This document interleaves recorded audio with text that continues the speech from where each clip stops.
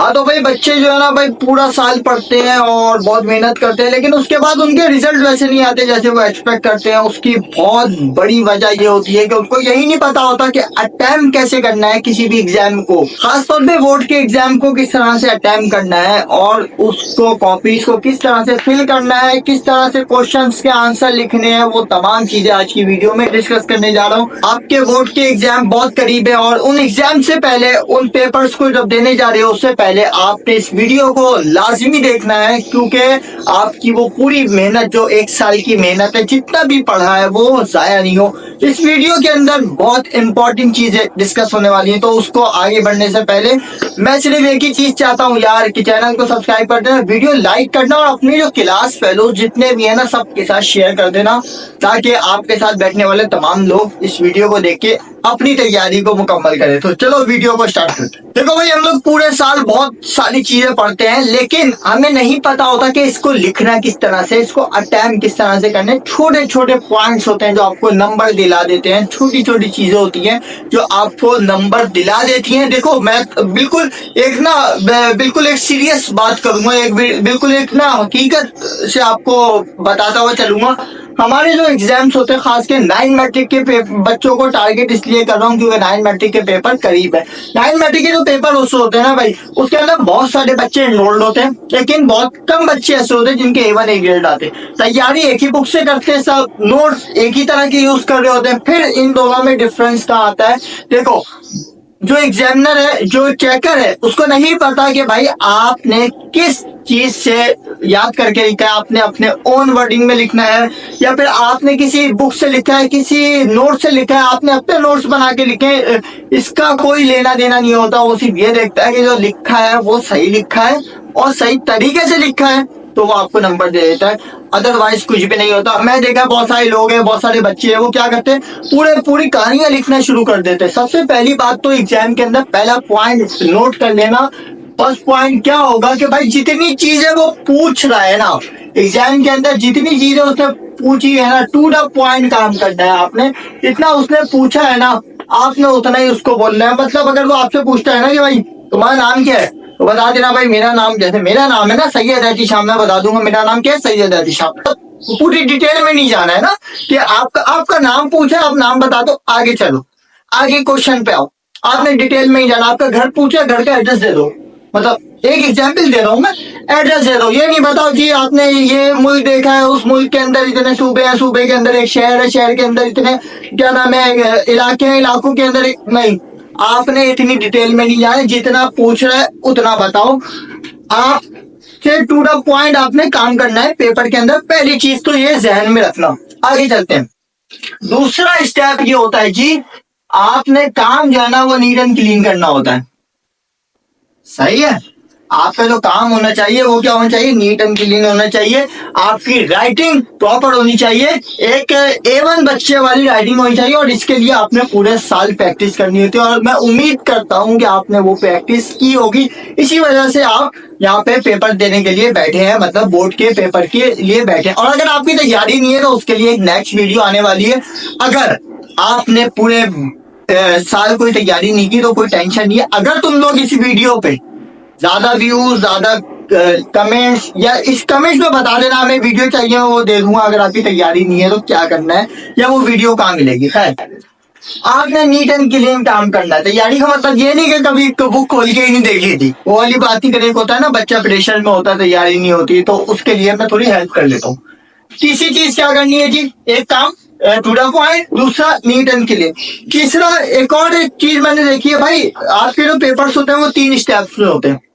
3 steps में किस तरह से होते हैं, सेक्शन ए, सेक्शन बी और सेक्शन सी होता है। सेक्शन ए तो आपको पता भाई, वो उस पर एमसीक्यूज है, बाद में बात करेंगे। किसी अगर आप चाहोगे तो बता दूंगा किसी और वीडियो पे। सेक्शन बी और सेक्शन सी की अगर मैं बात करूँ ना भाई, सेक्शन बी जो होता है वो होता है शॉर्ट क्वेश्चन आंसर का।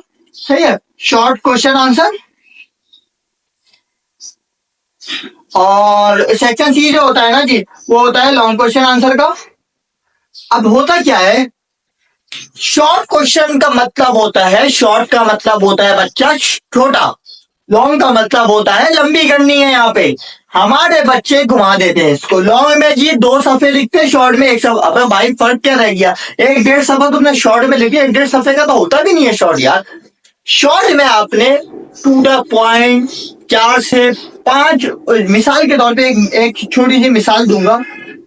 अगर मैं से कोई पूछता है कि भाई कंप्यूटर क्या है, मिसाल दे रहा हूँ, एक कंप्यूटर क्या है या केमिस्ट्री क्या है या बायोलॉजी क्या है, शॉर्ट में पूछता है, मैं उसको शॉर्ट में बताऊंगा भाई ये it is a branch of science and और चलता रहूंगा आगे। जो भी आपसे पूछा, बायोलॉजी पूछा तो बायोलॉजी का बता देना, केमिस्ट्री का पूछा केमिस्ट्री का बता देना, कंप्यूटर का पूछा बता देना, इलेक्ट्रॉनिक डिवाइस और जो जो काम होते हैं उसमें। भाई बताने का मकसद क्या है? 3 से 4 लाइनों में आपने उसको टाइम करना, उसको काम करना होता है।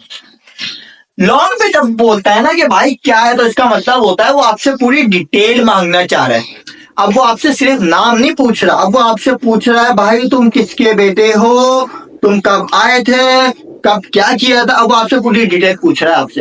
अब ना वो कुछ भी नहीं है कह रहा कि आप शॉर्ट करना है। तो शॉर्ट और लॉन्ग में डिफरेंस रखते हुए चलना कि शॉर्ट के अंदर ना आपने 3 से या 4 और मैक्सिमम 5 सेंटेंस ना आपने डिस्कस करना है। सेंटेंस का मतलब ये भी नहीं कि एक लाइन में लग देना, 4 से 5 लाइनें बोल देते हैं, 4 से 5 सेंटेंस बोल देते हैं, मतलब एक पैराग्राफ अगर चाहो तो एक पैराग्राफ हो जाए, वो होता है शॉर्ट ना। अब ऐसा भी नहीं कि 2 लाइनें लिख के छोड़ देना या 2 सेंटेंस लिख के छोड़ दिए। शॉर्ट में एक और चीज होती है, डिफरेंशिएट आते हैं, उसमें भी 4 से 5 पॉइंट लिखना। अच्छा, इसके बाद एक और बहुत मजे की बात बताने जा रहा हूँ, जो नंबर दिलाएंगे, तो अभी टाइम करने के तरीके बता रहा हूँ। लॉन्ग का क्या है भाई? लॉन्ग में आपने करना है कम से कम पेजेस पूछते हैं। अबे पेजेस से कोई लेना देना नहीं होता, जितना पूछ रहा है उतना। पेजेस में 6 पेज के गाने लिख के आ जाओ, नंबर थोड़ी मिलेंगे। वो जो पूछ रहा है उतना लिख दो, जो चीज मांग रहा है वो दे दो, नंबर दे देगा। जो चीज चाहिए उसको वो दे दो आप। अच्छा जी, अब ये लिखना किस तरह से, एक बहुत इंपॉर्टेंट चीज है कि ये करना तो है, ये लिख भी लेंगे, लिखना किस तरीके से है तो भाई तमीज से हेडिंग्स बनाते हुए, दोबारा बोल रहा हूं, तमीज से हेडिंग्स बनाते हुए काम करना होगा अगर नंबर चाहिए होंगे। हेडिंग्स के और एक चीज हाईलाइट होती है ना, मिसाल के तौर पे मैं एक क्वेश्चन करने जा रहा हूँ जो बिल्कुल मैं डिफरेंशिएट वाला करूंगा। हेडिंग आप उसकी बनानी सीख गए तो आगे भी सीख जाओगे। एक डिफरेंशिएट है किसी भी चीज का, मान लेते हैं कोई भी डिस्टेंस और डिस्प्लेसमेंट का है, डिस्प्लेसमेंट और ये डिस्टेंस हो गया, ठीक है। अब डिस्टेंस और डिस्प्लेसमेंट जो है ना, उसके एक पॉइंट उठाऊंगा, बाकी आप कुछ समझ जाना। मिसाल के तौर पे एक है, एक पॉइंट है। अब भाई अगर मैं इसको पॉइंट लिख दूं कि इट इज स्केलर और इट इज वेक्टर क्वांटिटी, ठीक है। अगर मैं इसका पॉइंट लिख दूं तो सबको पता है, एक पॉइंट हो गया, दूसरा हो गया, तीसरा हो गया, चौथा हो गया, इस तरह सब लिखते हैं ना ऐसे पॉइंट्स में। लेकिन कुछ एक्स्ट्रा करने के लिए मैं एक काम कर सकता हूँ कि उस पॉइंट के अंदर किसी एक वर्ड को निकाल के, मिसाल के तौर पे मैं जो पॉइंट में डिस्क्राइब करना चाह रहा हूँ उस चीज को हेडिंग बना के अगर लिख दूं तो कितना अच्छा हो जाएगा। मिसाल दे रहा हूँ, यहाँ पे मैं लिखने वाला हूँ it is a scalar quantity. अगर मैं इसको हेडिंग दे दूं फिजिकल क्वांटिटी की या टाइप ऑफ फिजिकल क्वांटिटी की, और फिर इसको बता दूं इट इज अ स्केलर और इट इज अ वेक्टर, तो कैसा रहेगा? मैंने एक एग्जांपल दिया, हो सकता है आप दूसरी कोई सोच रहे हो, लेकिन एक एग्जांपल दी है मैंने, ऐसा भी तो हो सकता है ना। तो अगर मैं इसको नीट एंड क्लियर, सबको पता होगा ना यार, ये इस पॉइंट पे इसने डिस्टेंस की और डिस्प्लेसमेंट की फिजिकल क्वांटिटी की हैसियत को बयान किया है, ठीक है। अगले पॉइंट में मैं फॉर्मूला की हेडिंग दे दूंगा, इसका फॉर्मूला ये और इसका फॉर्मूला ये है, फला फला। तो एक चीज आ जाएगी कि ये पॉइंट वाइज तो चल रहा है ये बंदा, लेकिन इस पॉइंट वाइज को भी डिस्क्राइब करता हुआ चल रहा है। तो ये चीज होती है जो आप में और दूसरे बच्चे को ना एक तरह से उन दोनों में डिफरेंस पैदा करती है, और आप में और उसके नंबर्स में डिफरेंस आ जाते हैं। काम उसने भी वही क्या होता है, उसने भी लिखा होता है it is a vector quantity, it is a scalar quantity, but difference कहाँ आता है? डिफरेंस इस जगह पे आ जाता है काम को करा किस तरह से। मैं एक बहुत अच्छी एग्जांपल दूंगा, समझना। एक आपका कोई भी ना एक वो है, कोई भी आपने किसी दोस्त को बुलाया दावत में, और दावत में आने के बाद उसने पता है क्या किया, उसने एक अच्छी सी वॉच खरीदी और उसको अच्छे से तय किया, मतलब उसको अच्छे से एक गिफ्ट पेपर में लपेटा और बड़े प्यार से उसने नाम वाम लिखा, आपको बड़े अदब से ला के दिया। एक दिल में खुशी होती है यार, एक बंदे ने क्या किया है, मुझे लाके एक तोहफा दिया है।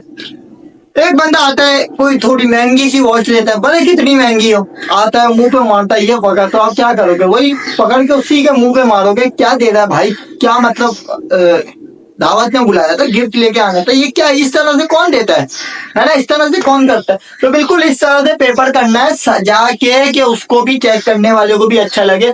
ऐसा नहीं करना कि वो बोले यार इस बंदे ने मुंह पे मार के गया पेपर, फिर वो नंबर भी ऐसे देगा कि लोग फिर तुम्हारे मुंह पे मारेंगे। खैर, आते हैं बैक टू द पॉइंट। अब इसके अंदर जो पेपर, जो पैटर्न्स होता है, उसको बता दिया किस तरह से करना है। लॉन्ग का मैं बता देता हूँ। देखो लॉन्ग में क्या करना होता है, लॉन्ग के अंदर ना बहुत इंपॉर्टेंट चीज है हेडिंग्स। शॉर्ट में भी बहुत इंपॉर्टेंट चीज है हेडिंग्स। हेडिंग्स हेडिंग्स हेडिंग्स बनाओ यार, हेडिंग्स बना के करो। लॉन्ग में आपसे किसी चीज के बारे में बोले, रख दो, आपको नॉलेज है, आप उसकी छोटी छोटी चीजों की हेडिंग बना के उसको सब हेडिंग में डिफाइन करो यार, सब हेडिंग बना के लिखो, लेकिन लिखो वही, टॉपिक से नहीं हटना। बहुत इंपॉर्टेंट चीज है ये, टॉपिक से नहीं हटना। ये नहीं कि जी, एक भले की बात बताता हूँ तुम लोगों को। एक ऐसे आया था, आई थिंक 9th क्लास का बच्चा था, और 9th क्लास के बच्चे ने ना कुछ ऐसा ऐसे लिखा हुआ था उसको। फिर ये किसी उसके पेपर थे, ये होते ना प्रीलियम्स के पेपर थे, इंग्लिश का पेपर था, ऐसे लिखने आया था। ऐसे का टॉपिक था आई थिंक PSL का जो मैच होता है इस पे था, ऐसे ना, हाँ ऐसे ही था, PSL के मैच पे ऐसे था। तो उसने पता है, उसको याद था फेवरेट पर्सनालिटी पे। अब उसने पता है क्या किया, उसने ऐसे शुरू इस तरह किया था, उसने सोचा होगा यार 4-5 लाइनें देखेंगे उसके बाद छोड़ देंगे। इस तरह और बच्चे सोचते हैं यार एक पैराग्राफ देखेंगे उसके बाद छोड़ देंगे, ऐसा नहीं होता भाई। पढ़ते हैं नीचे तक आते हैं, गाने लिख देते लोग। उसने क्या किया जी, PSL is a brand of Pakistan, इस तरह से उसने ऐसे शुरू किया था। और उसके बाद उसने पता है क्या बोला, उसने बोला कि पाकिस्तान मतलब Quaid Azam is the founder of Pakistan. और पता फिर पाकिस्तान पे आ गया, PSL से हटा पाकिस्तान पे आया, और फिर कायद आजम पे शुरू हो गया। उसको फेवरेट पर्सनैलिटी पे याद था, उन्होंने कायद आजम पे पूरा ऐसे ठोक दिया। कितने नंबर मिले? नहीं मिलेंगे ना नंबर, ऐसे नहीं मिलते, भरने से नंबर नहीं मिलते, सही चीज भरने से नंबर मिलते हैं। खैर इसके बाद मैं इस टॉपिक को ना यही वीडियो पे क्लोज करूंगा। लेकिन इसके अलावा मैं एक और बात बोलूंगा भाई, अगर एक और वीडियो चाहिए ना तो बता देना। वो वीडियो कौन सी होगी? टाइम मैनेजमेंट की होगी, किस तरह टाइम मैनेज करना है। तो उसके अंदर मैं और भी इसको डिस्क्राइब करूंगा। 3 चीजें होती हैं पेपर के अंदर, करना कैसे है, सही है, और कहाँ से करना है, और तीसरी चीज होती है कि नहीं कैसे करना है, करना कैसे, और तीसरी चीज होती है टाइम मैनेजमेंट, कैसे करना है और किस तरीके से उसको मेंटेन करना है पेपर को। ये सब मैंने बता दिया है। अगर कुछ भी इसमें समझ नहीं आया तो पूछ लेना। क्या करना है वो भी बता दिया भाई, सही चीज करनी है, सही चीज करनी है, भले थोड़ी करो, सही करो, चीज सही लिख के आना। इसके बाद जी बात करेंगे अगले वीडियो में किसी में टाइम मैनेजमेंट की। अगर आप चाहोगे तो बना दूंगा, नहीं चाहोगे तो आपको पता है किस तरीके से टाइम मैनेज करना है। चाहोगे तो बना दूंगा, स्टेप बाय स्टेप बना दूंगा, वीडियो में बना दूंगा। अगर चाहते हो तो कमेंट्स में जरूर बता देना। फिर मिलते हैं नेक्स्ट वीडियो में।